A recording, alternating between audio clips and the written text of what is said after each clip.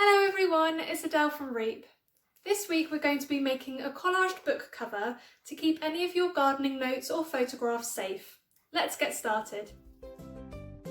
For today's activity, you'll need a range of collage materials, such as old newspapers, gardening magazines, tissue paper, wrapping paper, stickers, and anything else you can find that you think might look effective.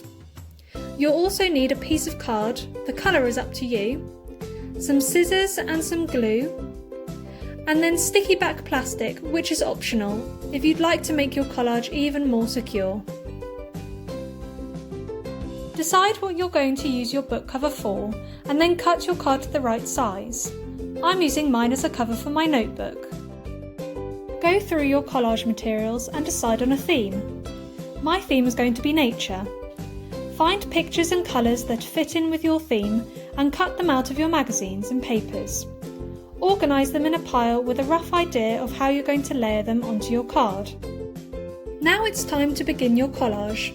There is no right or wrong way to lay your materials, but if you're in need of some inspiration, take a look at the template I made on page 2 of the worksheet. I'm layering my materials starting with darker colours and then adding lighter colours and foreground images on top.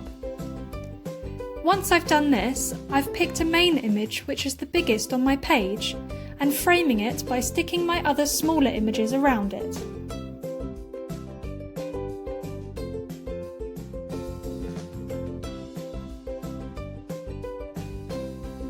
Cut out large letters from your magazine to add a catchy title to your book cover. I've gone for A Walk on the Wild Side to represent nature. Once you're happy with your collage and all the glue has dried, you can attach it onto your notebook or folder using strong glue. Once this is dried, you then have the option to cover it with a layer of sticky back plastic to make it last for longer.